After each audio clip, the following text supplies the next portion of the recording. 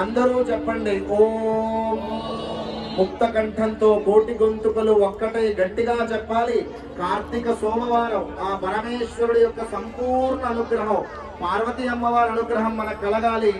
భక్తితో ముక్త కంఠంతో గట్టిగా చెప్పండి ఓం ఓం ఓం. నమస్తే దేవదేవేశ, నమస్తే పరమేశ్వర, నమస్తే వృషభారూఢ, నకారాయ నమో నమః, నకారాయ నమో నమః.